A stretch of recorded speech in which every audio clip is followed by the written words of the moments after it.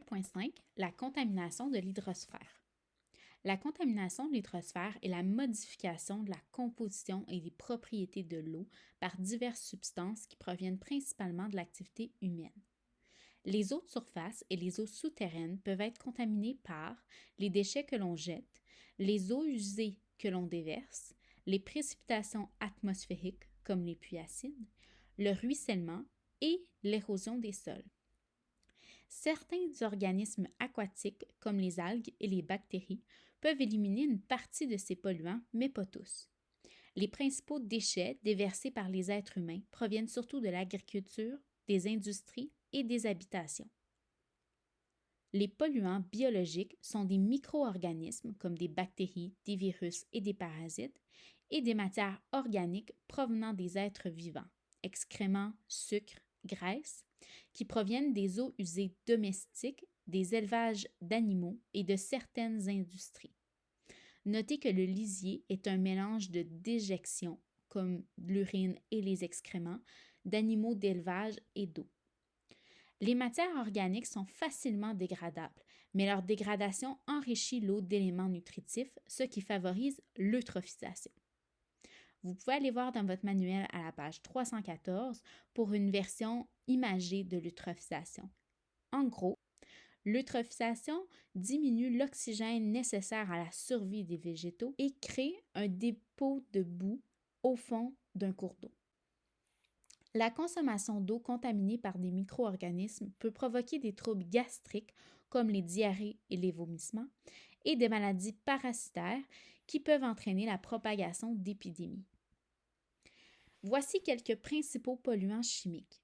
L'acide nitrique et l'acide sulfurique, qui proviennent des pluies acides, rendent acides les lacs et les cours d'eau, ce qui dissimule la flore et la faune aquatique.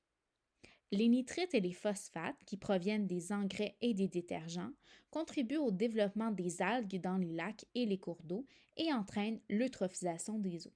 Les métaux lourds, comme le mercure, le plomb, qui provient des mines, de la métallurgie et de la déforestation, s'accumulent dans les organismes et ont des effets sur le système nerveux. Les hydrocarbures, comme les produits pétroliers provenant de l'extraction et du transport et du stockage du pétrole, provoquent des marées noires qui causent de graves dommages aux écosystèmes des rivages et des fonds marins.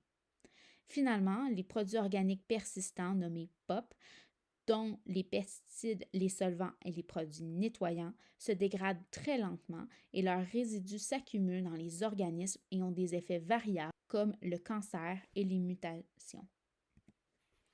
Les polluants physiques sont des débris insolubles et non dégradables, comme le plastique, ainsi que les eaux chaudes rejetées par les systèmes de refroidissement des centrales thermiques et nucléaires.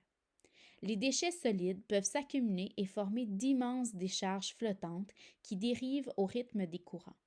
Résultat, ils peuvent blesser certains animaux aquatiques ou même les étouffer. Le réchauffement des eaux provenant de la pollution thermique peut nuire aux poissons en réduisant la concentration d'oxygène dans l'eau et ainsi favoriser l'eutrophisation. Voici un inventaire réalisé en 2013 sur 100 mètres d'une berge entièrement nettoyée un an auparavant, située à 80 km en amont de l'estuaire de la Seine. On a retrouvé des tonnes de déchets physiques comme des bouteilles en plastique, des bouteilles de verre, des bouchons, des emballages alimentaires, des gobelets, des pailles, des bâtons de sucette, tout ça en un an. L'hydrosphère. 2.6. Traitement des eaux usées. Les eaux usées sont des eaux contaminées qui sont rejetées après leur utilisation domestique ou industrielle. Les eaux rejetées dans les égouts contiennent de très nombreux contaminants biologiques et chimiques tels que des excréments, des bactéries, des parasites, des hydrocarbures, des médicaments, des produits nettoyants, des solvants. Il y a aussi dans les eaux des déchets solides comme du sable, des matières plastiques et même du papier. Dans les villes, les eaux usées sont généralement collectées par un réseau d'égouts puis traitées dans des usines d'épuration. Le traitement implique des procédés physiques, chimiques et biologiques. Voici le pré-traitement physique. Donc, c'est plusieurs phases qui sont utilisées pour extraire les particules solides de l'eau.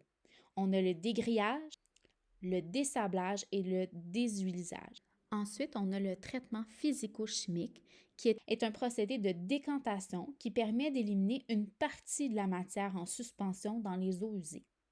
On ajoute une certaine substance chimique pour favoriser la formation de petits flocons de matière, ce qui rend la décantation plus facile. Les matières solides forment alors un lit de boue primaire au fond du bassin.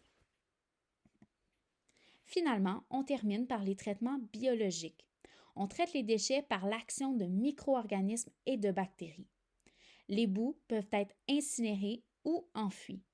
Elles peuvent aussi être digérées par des bactéries en l'absence d'oxygène pour produire du biogaz ou servir à fabriquer des engrais agricoles ou même du compost.